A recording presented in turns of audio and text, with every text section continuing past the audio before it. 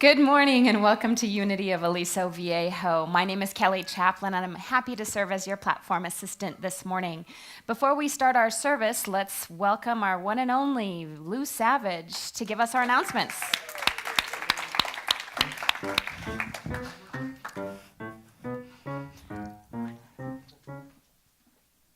Use this mic. Good morning, everyone. Happy 2 days after 4th of July. Hello. I know, how about that? Well, July 6th, we have new cards for you to give all of your friends and family to join in our 1-year celebration anniversary on Sunday, July 20th. Take all that you want and give them all away. Mm-hmm. Also, you can sign up if you're able to help on that day. We certainly would appreciate all your help. You can also sign up for the Transformative Power Dreams with Reverend Kathy McCall on August 3rd, and for Charlie Thweet's Love Remains concert on August 10th. I feel so big today. Yeah, I think there's a knob. I think there's actually a knob. Okay, it's okay.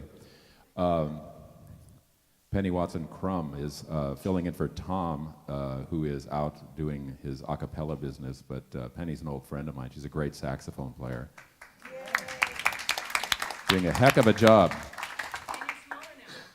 I'm smaller now. Look at that. Okay. I'm not at Grand Central Station anymore. We're still offering the Tai Chi class every Wednesday from 3 to 4 p.m., As you can imagine, it's a lot of fun, and it's really good for your body. Lots of discipline, lots of standing in one position like you're a lawn figurine, moving slowly, tricking people into thinking you're a statue. A Course in Miracles study course is offered here on Thursday evenings from 7 to 8:30. This is a course for retraining the mind that is spiritual rather than religious in its perspective. You can see Mark Richter if you need more information. Mark Richter, I think, is still here somewhere doing... Oh, there he is. Yes, Mark Richter is back there. He can help you answer any question you may have. For personal prayer support today, you can go to the prayer room after the service. The prayer room is that little comfortable-looking room right there with the squishy chairs in it. Carol Croskery is the prayer chaplain today. Did I say that right? I did? Oh, good. Totally winged it. You're going to be the prayer chaplain, so you can see Carol. She will. And our prayer chaplains, as you already know, are happy to give you personal calls. If you've never had one, they're very wonderful. They're very caring people, and if you need support, make sure you sign up. They'll call you and they'll guide you through prayer and meditation. And I think it's time to get on with our service. Thank you.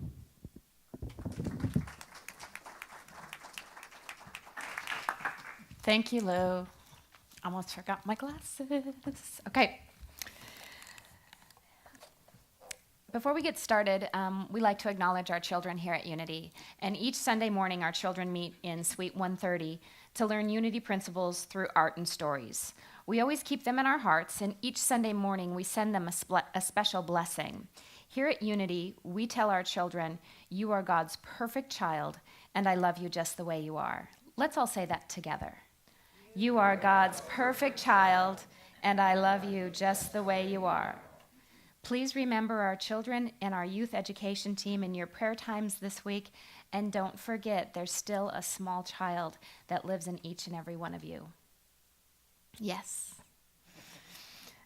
At Unity of Aliso Viejo, we greet you in the name of all that is beautiful and sacred, where we embrace all spiritual paths that teach love.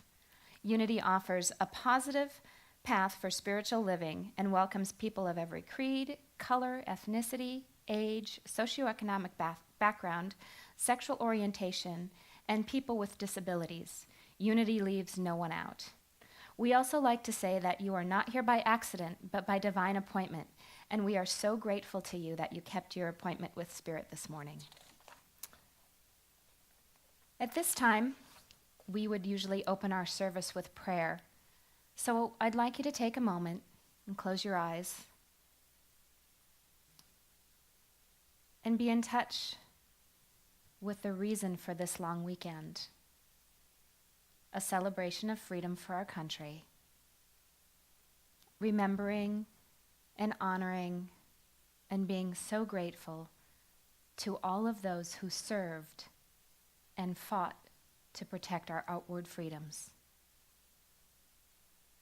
Also being grateful for this place, for one another, for the music, for the audiovisual department, for the lesson that we're about to receive, and for everything that unity is. We are so blessed and so grateful, and so it is.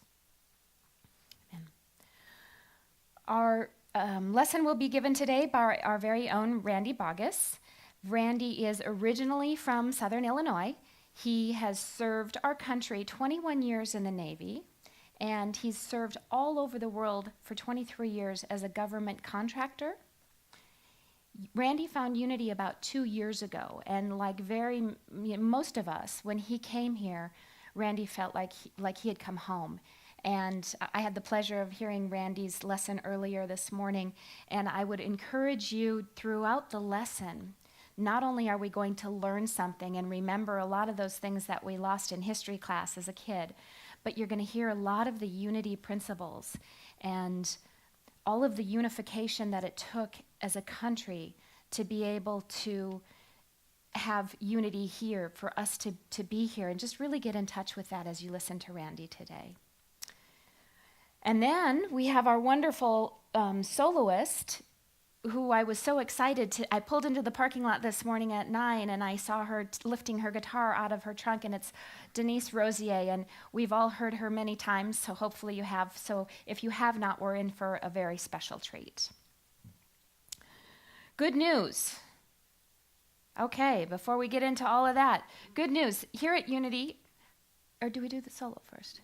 Okay, that's why we introduced that. Sorry, it's not on the script. So let's bring Denise up here.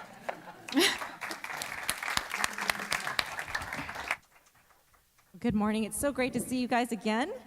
And as we're here to celebrate our country's birthday. And I'm going to sing a song for you that's kind of a uniting song. And if you know it, please feel free to sing along with me.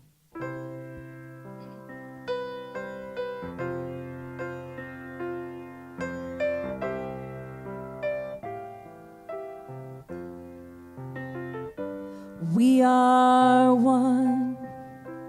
We are one. We are all one in God. We are love. We are love. We are all the love of God. Beauty surrounds me, falling at my feet.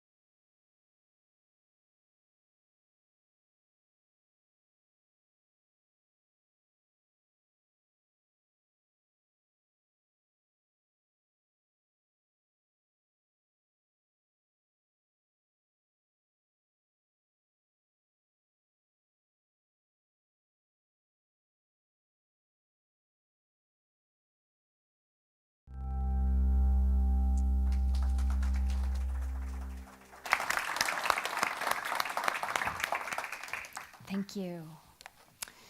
Now it's time for good news. There's always good news here at Unity. So if you have good news, please raise your hand. I'll bring you the microphone and share your good news with us. All right, Vaughn has good news. First of all, there is no bad news. It's good news. And also I'm here, and that's good news. Thank you, Vaughn. I have good news. I'm very grateful for all of those that came to support Randy this morning. I brought his fan base. Can I show of hands for all of you that came to support Randy this morning? Thank you all. I appreciate it. How many politicians would like a fan base turnout like that? That's wonderful. Who else has good news? Anyone else? Okay, Rick has some good news. We celebrated the 4th on the 5th with a couple of fifths. And I did a slider party. So I had a couple of recipes that I had concocted from seeing a couple of things on TV and changing them up.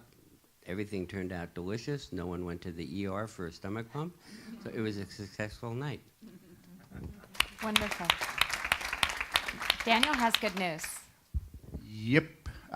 We celebrated our 30th wedding anniversary last week. And it was wonderful. We went to the Tustin of Unity of Tustin, and where Marsh did a small ceremony for us. And it was just unbelievable. That is good news. That's wonderful. Back in the back, Mark has good news.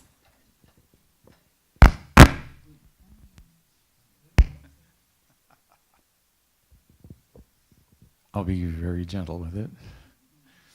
Alex and I celebrated the 4th at the Aliso Viejo big festival with a number of other people from the church. We gave away lots and lots of bags and pamphlets, and we had a whole bunch of kids come to do these little rubber band things that are so neat. And if you want to know what those are like, see Angie, because she is just a genius with them. And the fireworks were spectacular. And the music was great. I mean, it was a wonderful time. Thank you. Did I see another hand? Anyone else have good news? Okay, well, it's time to sing. Please stand as we sing. Is it Rainbow Connection? Okay.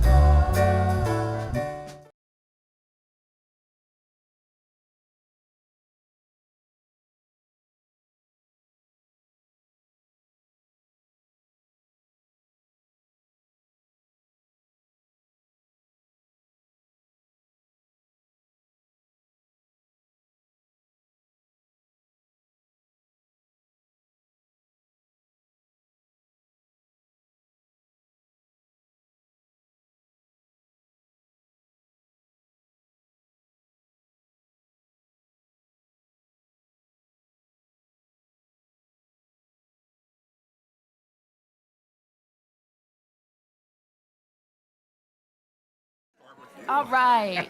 Good.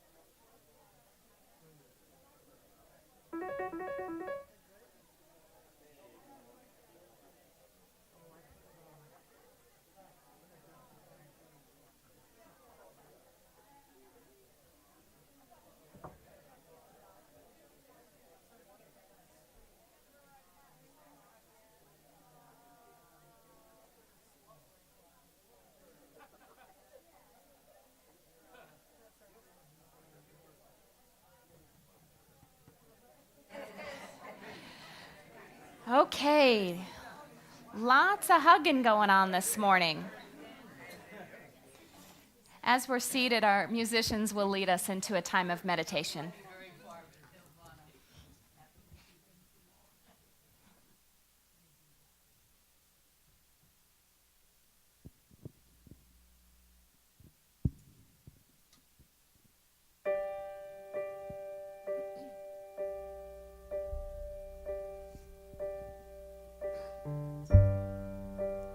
Everything is sacred. Everything is filled with the divine. Everything is alive with spirit, with spirit. Everything is a wonder, unfolding right before our eyes. Everything is alive with spirit, with spirit. We are alive with spirit, with spirit. We are alive with spirit, with spirit.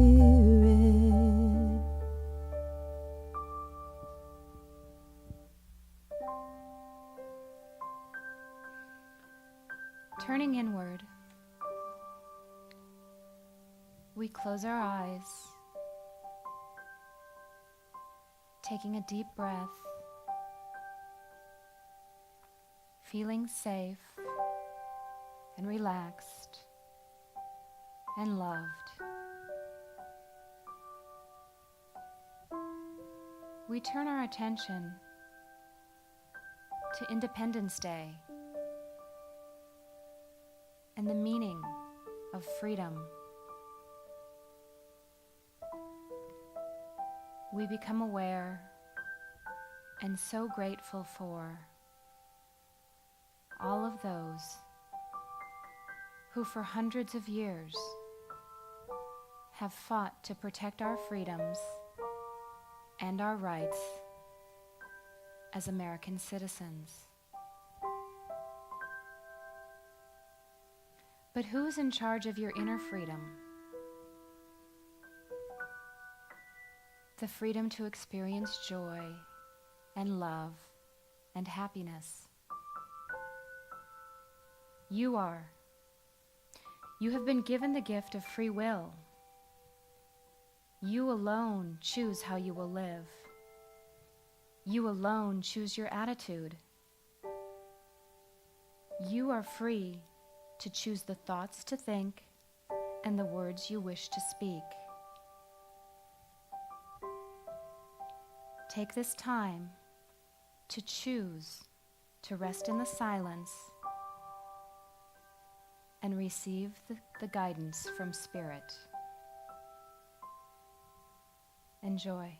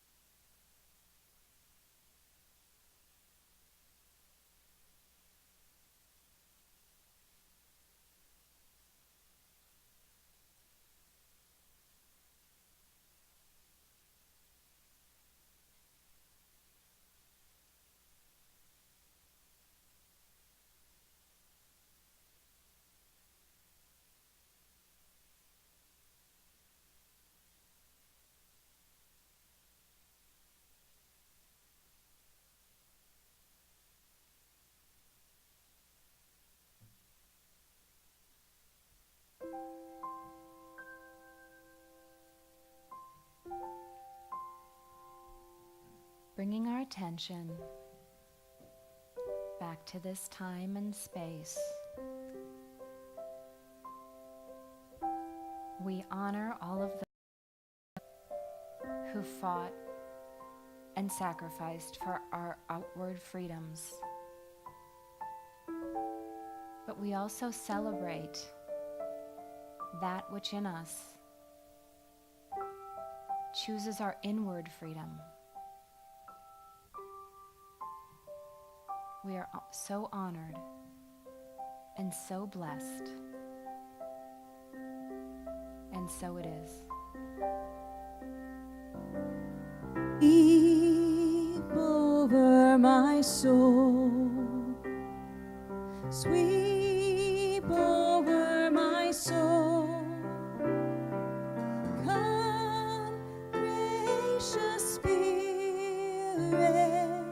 sweep over my soul.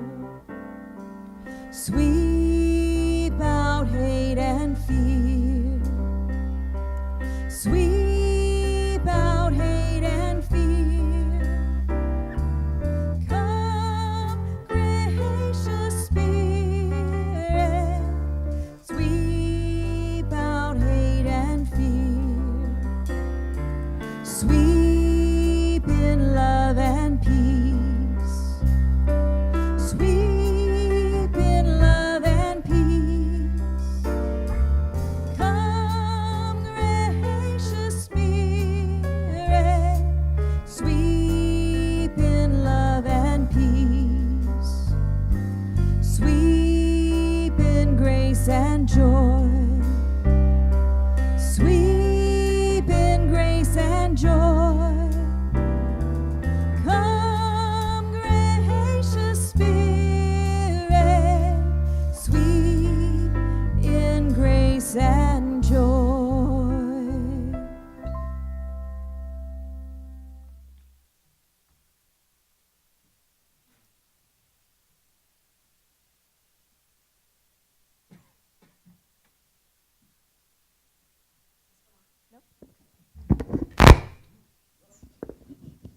Okay, okay.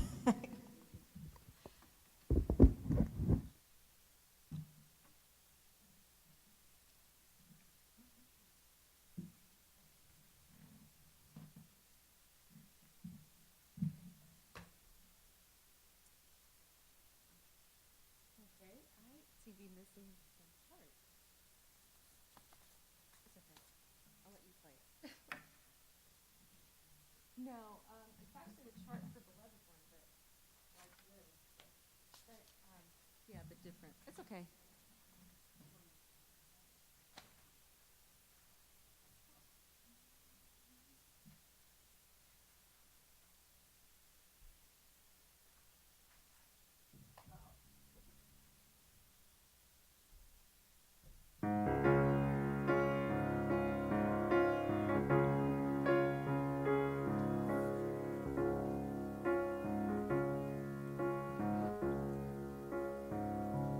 Here I am, use me now.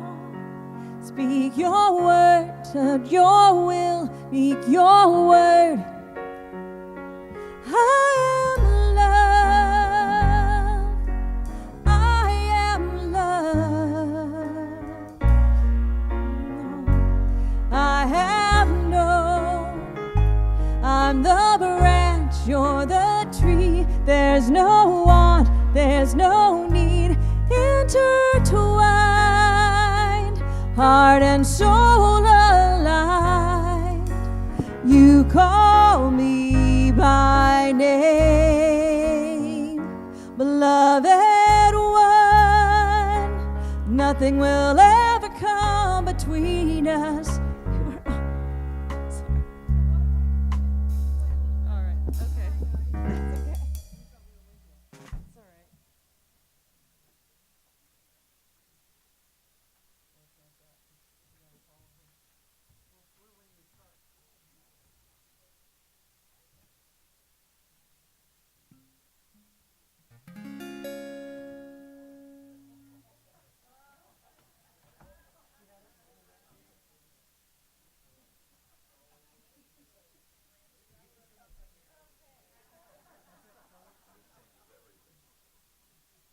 Now here's how it really goes.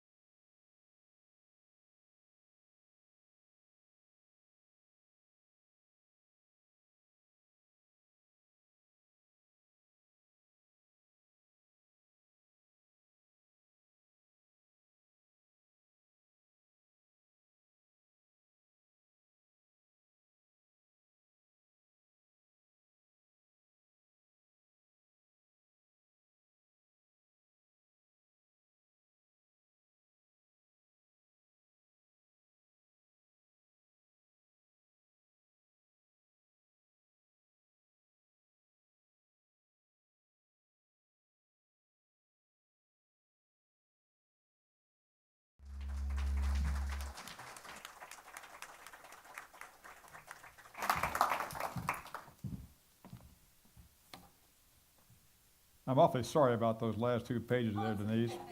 But what would have really been each off those last 2 pages of notes? Well, happy birthday, United States of America. And everybody repeat that after me. Happy birthday, United States of America. Anybody want to guess how old we are today? 238 years. And in that 238, we have become the most innovative country in the world with the biggest economy, the most powerful military, the most wealth of any nation, and probably the highest ideals of any nation that's ever existed. Now, that's not to say there's not some problems. All you have to do is turn on the radio or TV, and you will find those problems analyzed, magnified, generalized, overstated, distorted, taken out of context, and I'm not going to go there. As we count our many blessings this morning, let's keep in mind the admonishment of Luke, the 12th chapter, the 48th verse. To whom much is given, much is required. Now, let's drop current events and get back to 1776. At that time, we weren't even a nation. We were just 13 British colonies without a central government. We were strewn up and down the east coast of North America, bounded on the east by the Atlantic Ocean and bounded on the west by a great uncharted wilderness. So how did we get from being colonies to nationhood? Let's go back a little bit further. Let's go back to 1763. The British had been winners in the great big war called the 7 Years' War, which actually was really a world war. And they were almost bankrupt. And how does a bankrupt government raise money? They raise taxes. And the British believed that since the 13 colonies were part of the British Empire and had benefited from our part of the victory in the 7 Years' War, which we call the French and Indian War, you may remember that from your history books. Since we had benefited from that, then we should be eligible for taxation. Aha, not so fast, said the colonists, or words to that effect. We have no representatives in Parliament, and taxation without representation is tyranny. And that became the rallying cry and a starting point for the American Revolution. The British tried to control the colonists over the next few years with a series of laws and taxes, and you may remember the names of some of them. There was the Stamp Act. There was the Intolerable Acts, and then there was the tea tax. The latter so enraged the colonists that a group of them, dressed as Indians, sneaked on board a British ship anchored in Boston Harbor and threw the tea overboard. Now, that became known as the Boston Tea Party. And of course, we know the name Tea Party is still prominent in American politics. Some words that live in our history yet today came from this period, particularly a speech given by a wealthy, slaveholding Virginia landowner named Patrick Henry. He thundered out loud in March of 1775, "Is life so dear or peace so sweet as to be purchased with the chains of slavery? Forbid it, Almighty God." Pretty good, huh? "I know not what course others may take, but as for me, give me liberty or give me death." Let's say that together. Give me liberty or give me death. Kind of gives you a chill, doesn't it?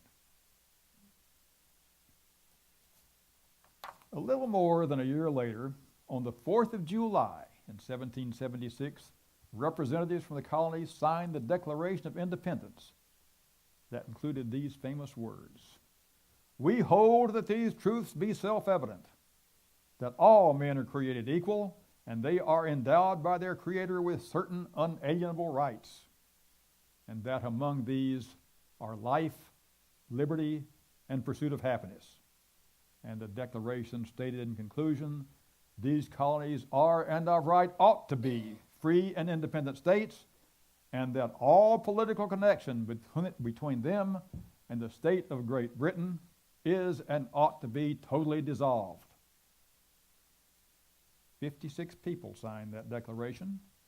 One of those signers was Benjamin Franklin, who was always a man of great wit. And his comment was, "Gentlemen, if we don't hang together, we will most assuredly all hang separately." So, by a few strokes of the pen, we declared ourselves an independent country, the United States of America. And the war, which had already started, continued on. But we were still just a group of independent colonies that, while we had common interests, we had no central government. But that was rectified by instituting what we call the Articles of Confederation, which you may remember from your history lessons. The Articles gave us some measure of unification. They provided for no central authority. They raised money other than begged from the various colonies. It almost cost us the war. There wasn't enough money to pay the soldiers. Morale was low. And the army was plagued with desertions. We don't think about that very much these days, do we? It was all the time. But desertion was a big problem. And we ran up a huge national debt with no way to pay it. Now, a short side note here.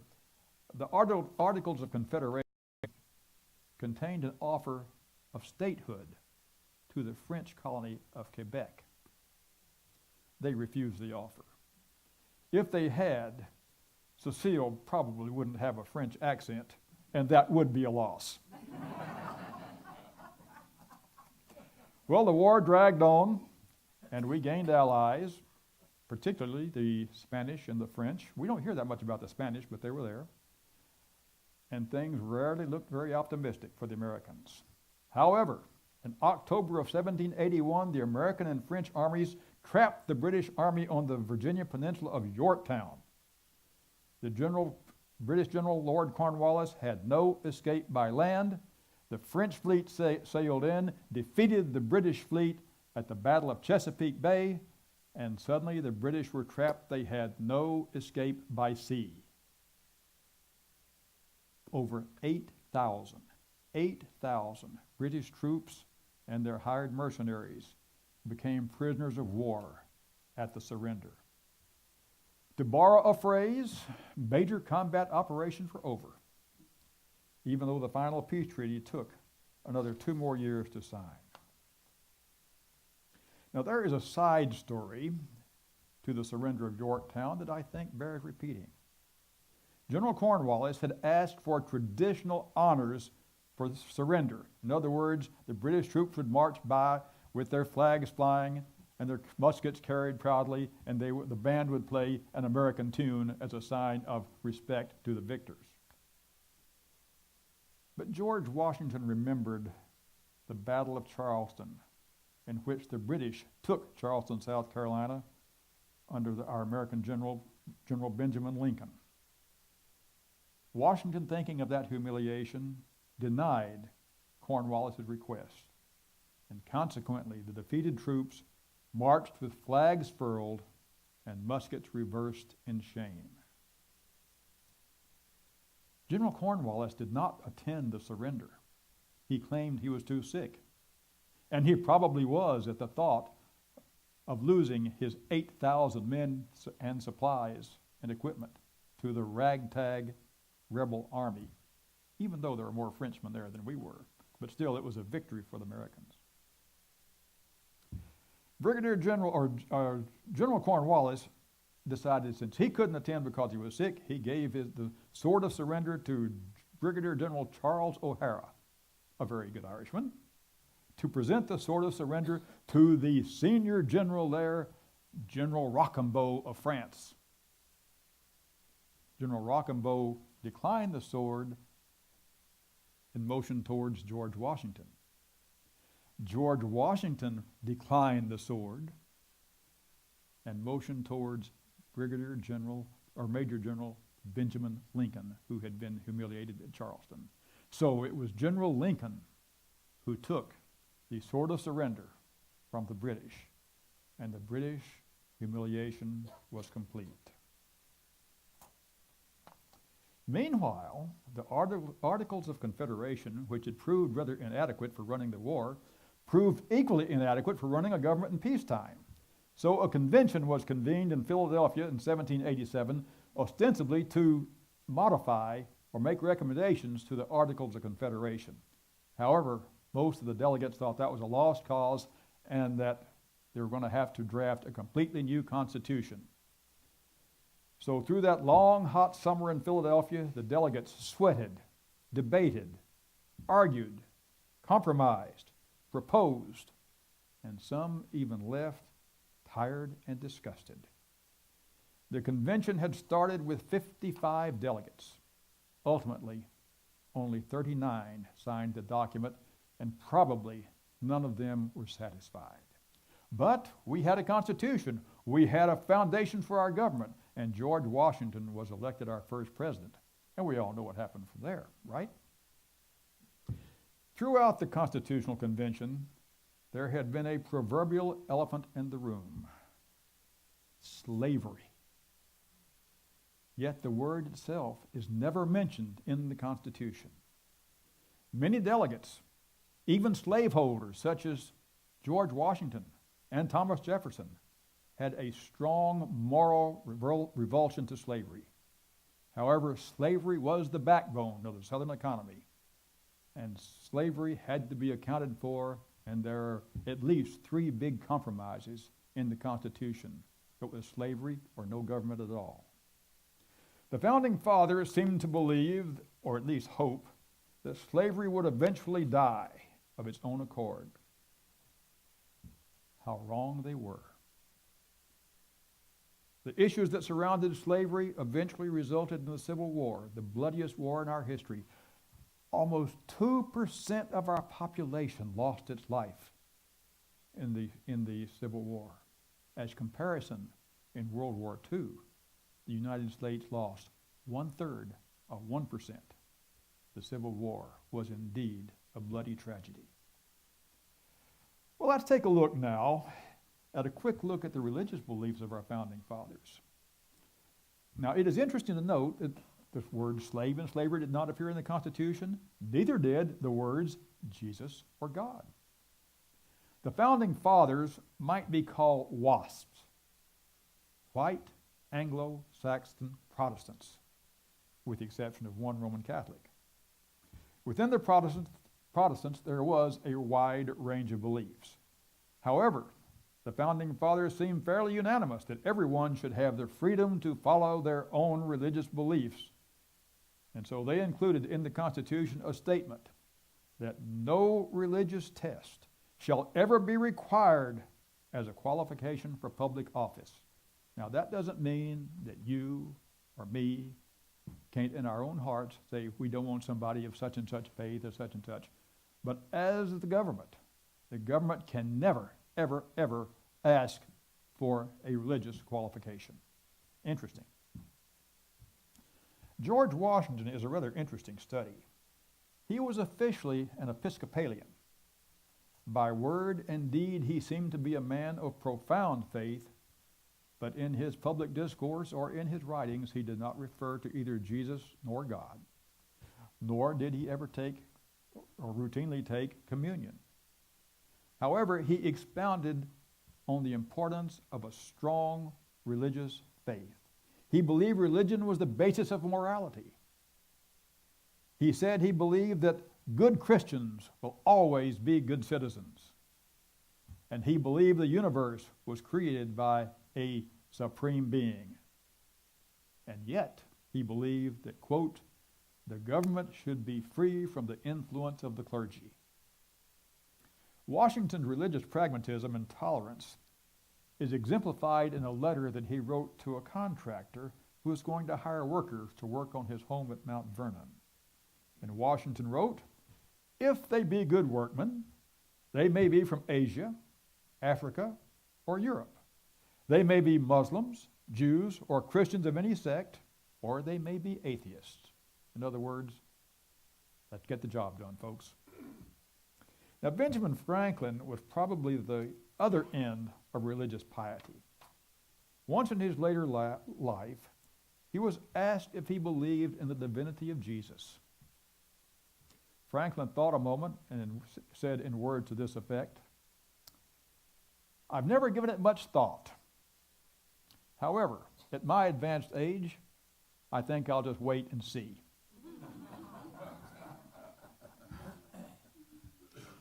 Most of the Founding Fathers, even those like Episcopalian George Washington, seem to have been influenced to some degree or another by deism.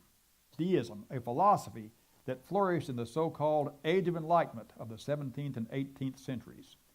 Deism emphasized reason and science over traditional religious dogma and gained widespread acceptance among intellectuals in both the United States and Europe. Now, concurrent with deism, there was going on in the United States, or the colonies at that time, something we call the Great Awakening, which was an awakening of Protestant fundamentalism furor, if you will.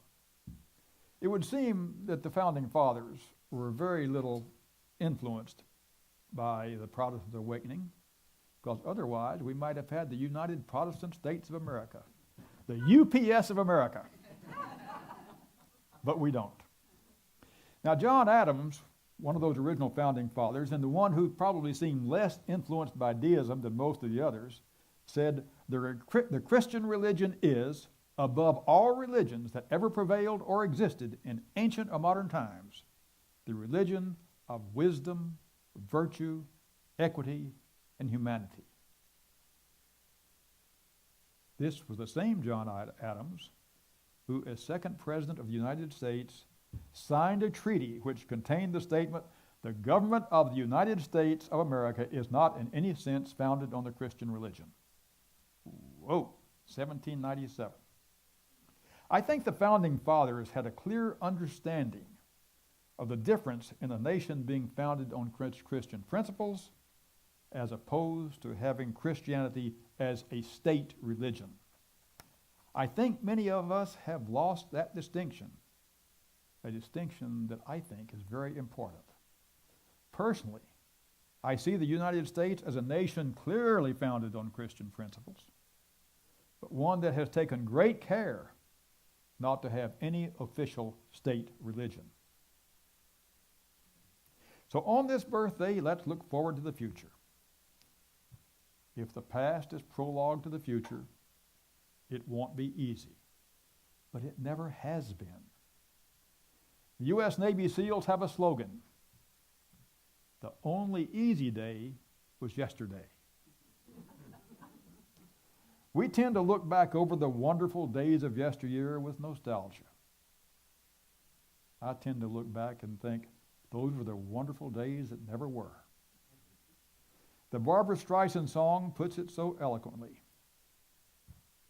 Could it have been oh so simple then, or has time rewritten every line? Well, one thing for certain, Americans have always had a streak of resilience, and resilient we must remain. We must maintain our constitutional commitment to freedom of the speech, freedom of religion, freedom of the press, and equality for all. We must rise above party and think of the common good. And I would note right here that George Washington did not approve of political parties. He felt that there was a danger of people becoming more loyal to the party than the country and voting for party over principle. I think we would do well to ponder the wisdom of Washington. However, it has been said that democracy is like making sausage. The process is messy, but the results are wonderful. Let's hope that we can keep on making sausage for a long, long time. Now, one last thought. Denise's final song is going to be God Bless America. We're going to have a little sing-along here. I love the song when it is sung with emphasis and enthusiasm. I am uncomfortable with the passiveness in some of the recent versions when it says, God bless America. It is so passive. It's asking God to bless us and we have to do nothing. I just really think that in conclusion, that we ought to sing this song with a real vim and vigor. And let us, with our heads held high and eyes firmly fixed on the future, proclaim, Happy birthday, United States of America, and with heartfelt resolution say, America, bless God.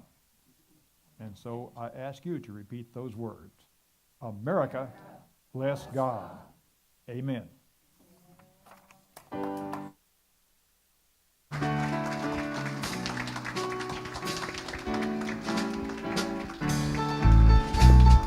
God bless America, land that I love.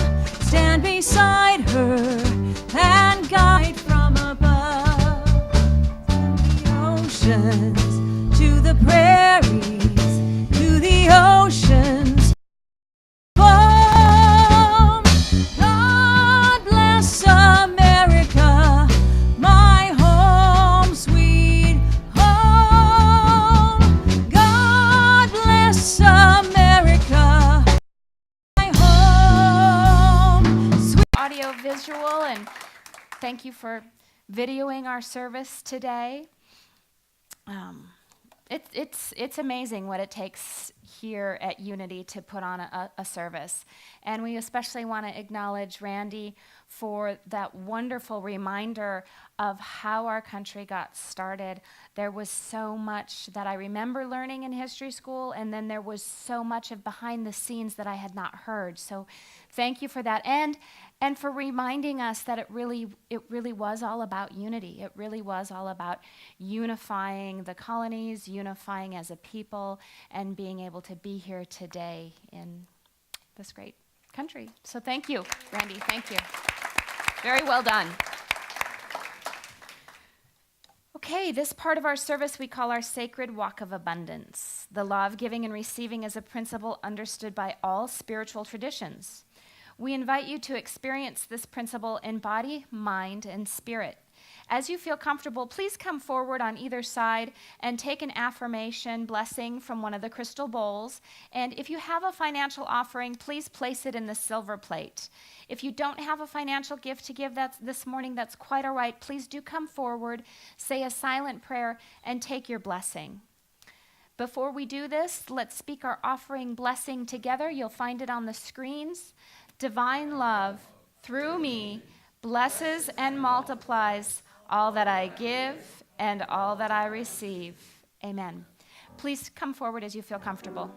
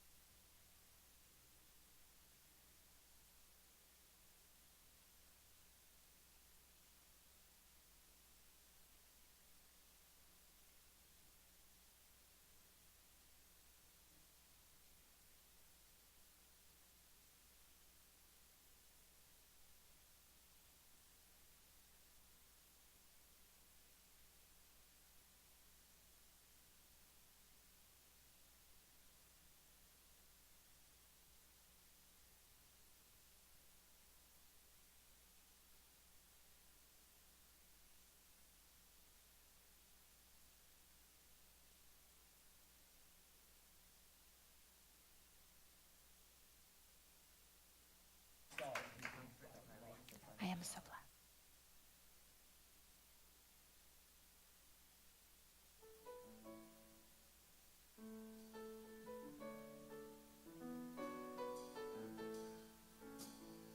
I am so blessed. I am so blessed. I am so grateful for all that I have. I am so blessed. I am so blessed. I am so grateful. I am so blessed. I am so blessed. I am so blessed. I am so grateful for all that I have. I am so blessed. I am so blessed. I am so grateful. I am so blessed.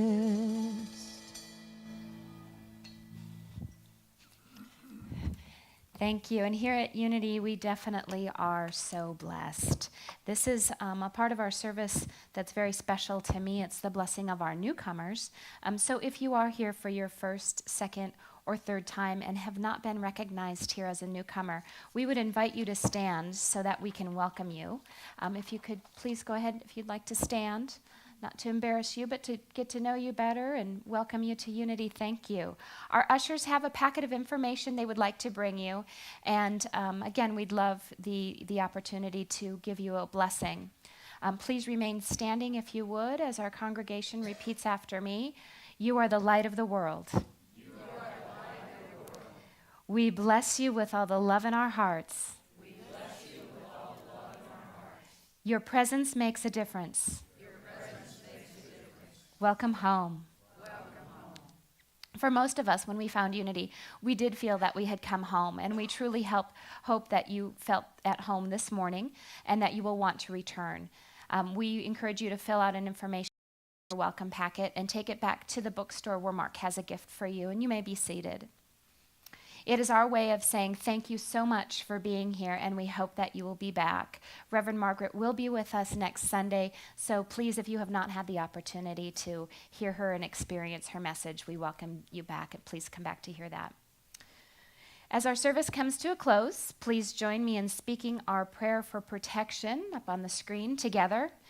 The light of God surrounds us, the love of God enfolds us, the power of God protects us, and the presence of God watches over us.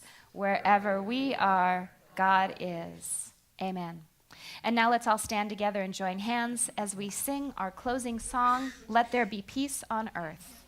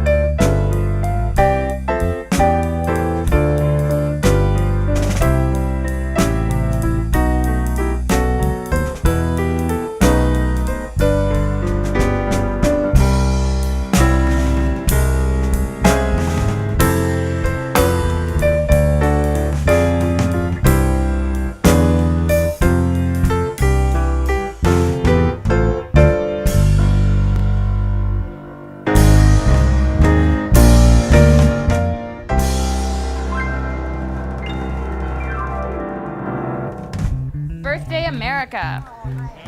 That's right.